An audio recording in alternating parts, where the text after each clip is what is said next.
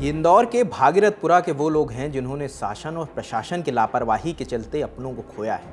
आरोप है कि इन्हें महीनों शौचालय का पानी पीना पड़ा। मृतकों के परिजनों को तमाम मशक्कत करनी पड़ी कि प्रशासन इस बात को मान ले कि मौत गंदे पानी की वजह से हुई है, जिससे इन्हें मुआवजे के 2 लाख रुपए मिल जाएं। हालांकि अब इंदौर डीएम शिवम वर्मा ने कहा है कि सभी मृतक 18 लोगों के परिजनों को 2 लाख रुपए मिलेंगे, क्योंकि क्लिनिकल रिपोर्ट का अब इंतजार नहीं किया जा सकता। अब सवाल है, प्रशासन को ये ख्याल तभी क्यों आता है जब लोग सड़कों पर उतरने लगे, मीडिया में हेडलाइन बनने लगी। संज्ञान तब क्यों नहीं आया जब नगर निगम पे ये लोग गंदे पानी को लेकर तमाम शिकायतें कर रहे थे। संज्ञान तब क्यों नहीं आया जब बिना सीवेज की व्यवस्था के पुलिस चौकी का शौचालय बनाया गया। संज्ञान 25 दिसंबर को क्यों नहीं आया जब भागीरथपुरा में पहली मौत हुई।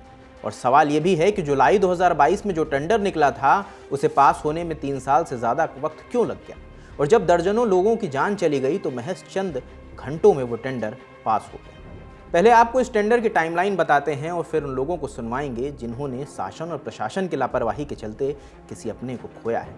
एनडीटीवी ने नगर निगम की फाइलों का हवाला देते हुए एक टाइमलाइन छापी है। जुलाई 2022 भागीरथपुरा टैंक क्षेत्र की पाइपलाइन के लिए 2.4 करोड़ रुपए का टेंडर निकला।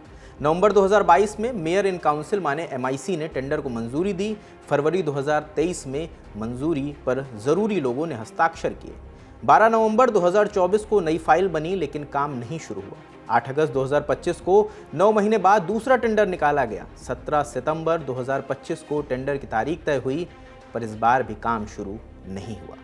30 दिसंबर 2025 को जब तमाम लोगों की जान जाने लगी, तब फाइलों पर साइन हुआ और काम शुरू हुआ।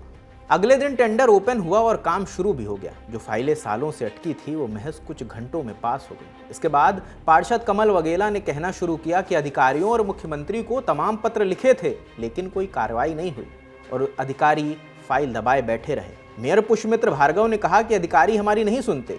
लोकल पत्रकार कह रहे हैं कि अधिकारी भोपाल से निर्देश लेते हैं, माने मुख्यमंत्री के दफ्तर से। इसी के चलते लोकल नेताओं की सुनवाई नहीं हो रही है। जो कुछ इंदौर में परिदृश्य बन रहा है उसका सीधा कारण यह है कि मध्य प्रदेश के मुख्यमंत्री मोहन यादव और कैलाश विजयवर्गीय में जो उठापटक चल रही है, जो खींचतान चल रही है, उसी का नतीजा है कि इंदौर में इस समय असली नेता यहाँ के अफसर बने हुए हैं। यहाँ के नेताओं को लगता है, यहाँ के विधायकों की तो स्थिति इंदौर में यह है कि विधायकों को लगता है कि यदि अफसर हमसे नाराज हो गए तो हमारे काम बंद हो जाएंगे। नेताओं में इतना माध्य ही नहीं बचा। इंदौर ने तो ऐसे ऐसे नेतृत्व करता देखे हैं, सुरेश सेठ को देखा है, महेश जोशी को देखा, और हमने तो शुरुआती दौर में कैलाश विजयवर्गीय को भी एक अलग नेता के रूप में देखा।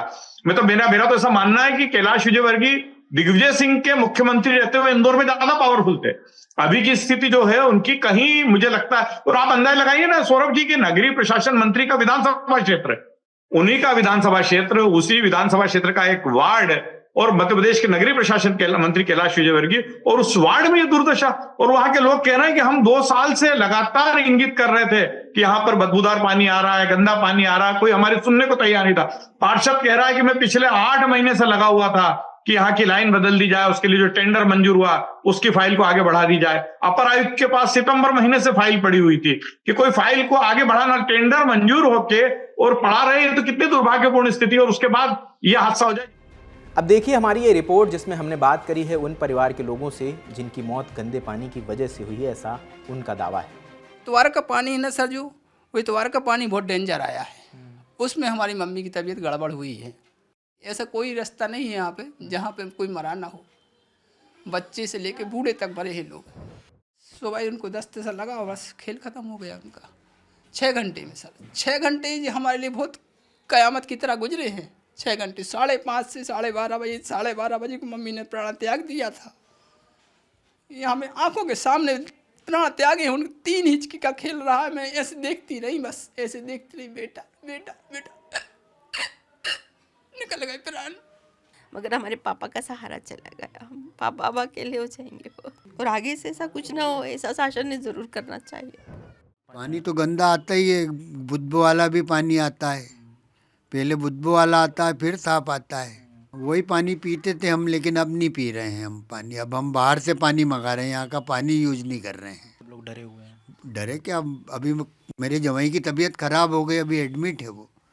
2 रोज यहाँ रहे, उनने यहाँ पानी पिया, एडमिट है अभी, उनको 2 कल से खून की बाटल चढ़ रही है। जो भी ऐसे परिवार अकेले बचे, हमारे पापा ही अकेले नहीं, जितने भी लोग ऐसे हैं उन सबको कुछ ना कुछ सबका होना चाहिए। पानी से हो रहा था, उल्टी दर्द चल रहे थे 2-3 दिन से। तो अभी कहाँ से पानी पी रहे हो आप लोग? अभी यही पानी पी रहे, यहाँ भरा हुआ पानी है। नहीं, नर्मदा वाला नहीं पी रहे अब? अभी नहीं, बंद कर दिया, वो उकाल उकाल के पानी पी रहे अब। उबाल के पानी? हाँ, जब से पापा ख़त्म हुए हैं ना, जब से उकाल उकाल के पानी पी रहे हम। पानी में ही कीड़े मकोड़े भी आ रहे थे, गंदगी बहुत आ रही थी, बाज भी बहुत मार दिया था। पानी वानी साफ आ रहा था? पानी वानी नहीं, गंदा आ रहा था। ये करीबन तकरीबन हफ्ते भर पहले से ही चल रहा था यह सिलसिला गंदे पानी का, मगर हमको पता नहीं था कि ऐसा गंदा पानी आ रहा है, गंदा पानी। अब पीते गए, उन्होंने बोला भी नहीं, उनको क्या मालूम कि यहाँ पर ऐसा चल रहा है। और उन्होंने उल्टियाँ भी बहुत करी उन्होंने, रास्ते में भी उल्टी करी, रास्ते में भी मतलब लूज मोशन हुए और रास्ते में मतलब ख़त्म हुए ले जाते। मुझे बहुत दुख के साथ कहना पड़ता कि उस समय हमारे भाई की मृत्यु हो गई, और ये जो दूषित पानी है इसकी वजह से हुई।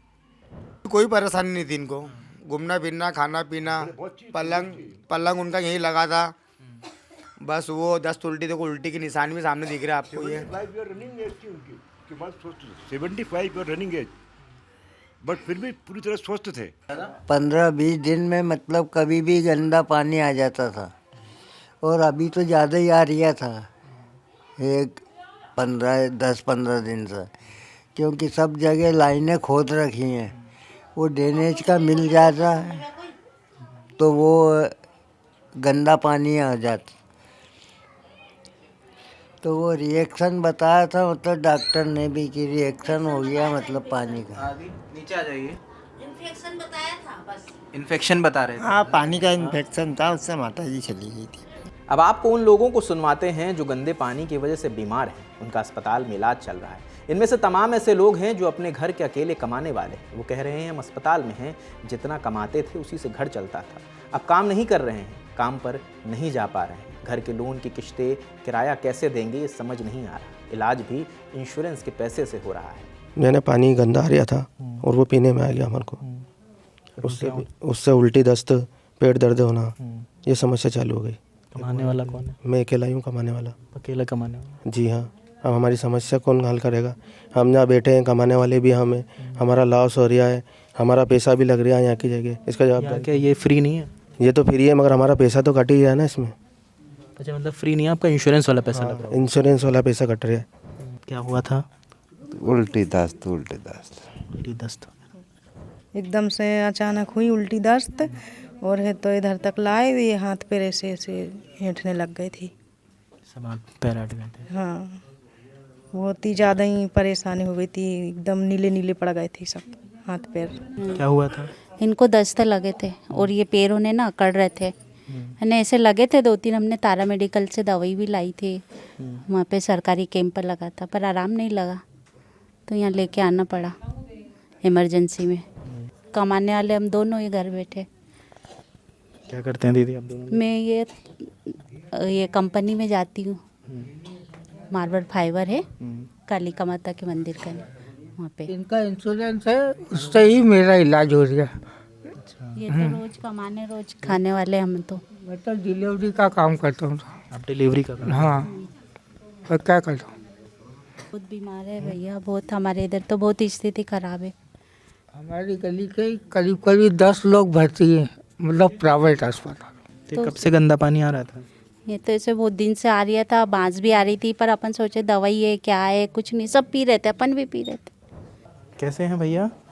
मैं अब तो थोड़ा आराम है, जब आया था तो बहुत तड़प रहा था, बहुत मतलब बुरी हालत थी कि अब तो मतलब निकलने वाला हूँ। तो क्या 15,500 रुपये भरना पड़ता। काहे की किस्त है? वो उसकी है, जना बैंक फाइनेंस की भरता हूँ मैं। मकान लिए थे? हाँ, लोन लिए हूँ मकान का। अच्छा, मकान का? हाँ, मकान का लोन लिए हूँ। सैलरी कितनी है आपकी? पड़ता 20 हज़ार के आसपास पड़ता। 20,000 आप कमाते हैं, 15,000 किस्तें दे देते हैं? हाँ, 5,000 घर खर्च चलाता। कितना किराया जाता है आपका? मेरा 6,000 रुपये।